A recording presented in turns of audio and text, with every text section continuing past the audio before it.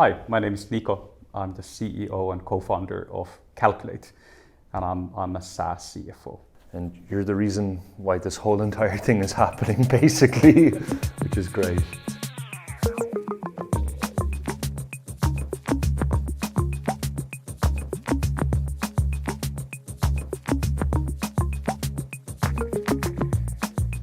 A lot of people think that CFO's work is really boring and a routine work, that CFOs work in a dark room and they never meet anybody and they don't understand what the business is about and so on. But it's actually quite the opposite, especially in a fast-moving field and a fast-moving company. The CFO needs to have a really solid business understanding and then support everybody in the team and then be able to allocate the budget based on real needs and a data-driven process, especially like startup companies, tech companies. Like the CFO's job is far from boring.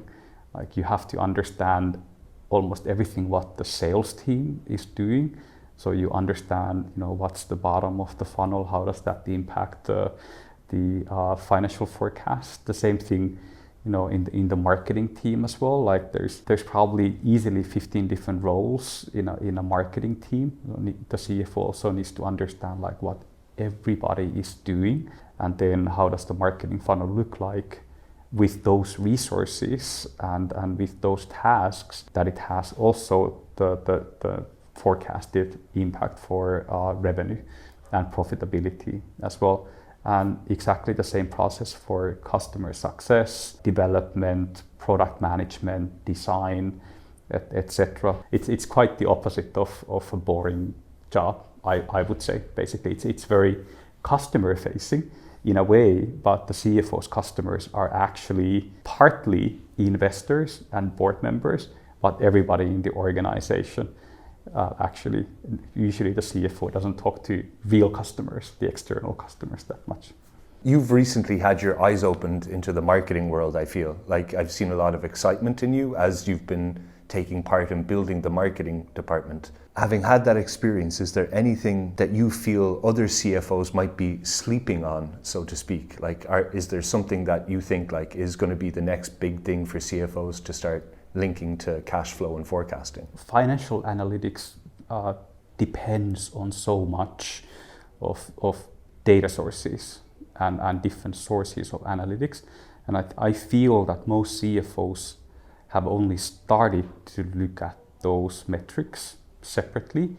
And if they concentrated a little bit more on, say, sales analytics or marketing analytics and then combined them to financial analytics, they would automate their forecasts so much, and they would actually get much more detailed reporting, so that if we allocate 20,000 for this segment and 20,000 for this segment, the results are going to be different. Therefore, they need to have specific treatment in the financial forecasting as well.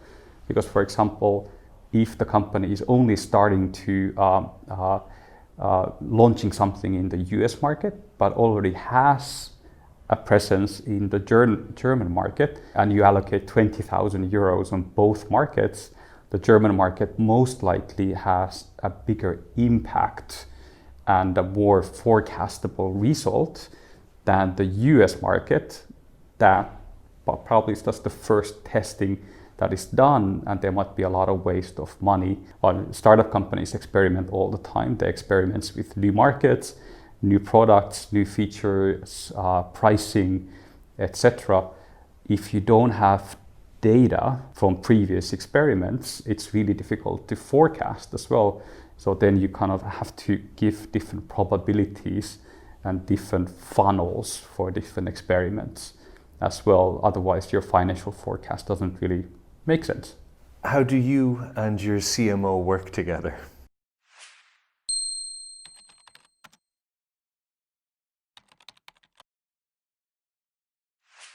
Well, because Calqulate is such a data-driven company, and essentially we do data analytics and financial analytics.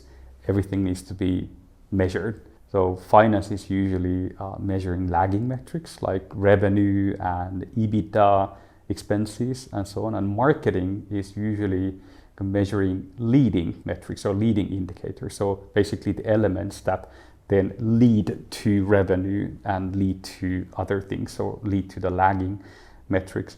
So sometimes the marketing department in general is talking or concentrating a little bit too much on leading indicators and don't really understand, what does it mean in 1 year's time and 2 years' time, like how does it translate to revenue in the future or cash flows.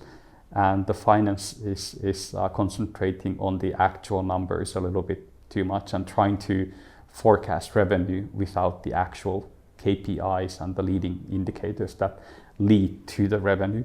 So there's they need to work together much better. And I think as an organization, because we also Calqulate want to put them together, we have managed to come a lot closer, I believe, than other organizations. So I think we are very close in having a perfect merger and taking sales into account as well. It's like a triangle and everything needs to work perfectly. We have daily meetings and daily brainstorming sessions, how can we do better, and then we're kind of very close to connecting all the leading indicators to the lagging indicators. Given that, would you say that it would be fair that the finance and marketing teams can learn from each other by the marketing team being more focused on lagging metrics and the finance team being more focused on leading metrics?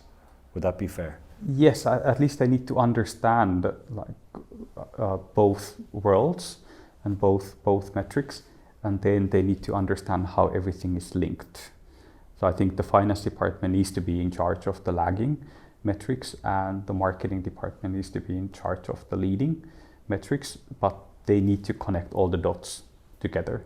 What job would you have done if you didn't end up being a CFO, do you think? Or what job would you like to do?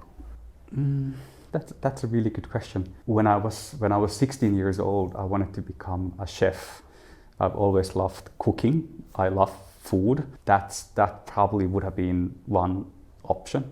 But then because it's a passion, I'm not sure how to turn a passion into a real work. There might be a certain clash. I was really interested in medicine as well. I was a medic in the Finnish army, and then I thought about applying to a med school, but then I was accepted in a business school, so then I started studying business. I really don't know. I've always worked in finance and accounting. I'm a chartered accountant, and then I think my brain works a bit like an Excel file in a way, so then whatever kind of works in that field that you can analytically think, 1, 2, 3, 4, this is dependent on that and so on. So I really don't know. I guess probably, something with numbers. So whatever that is. Cool.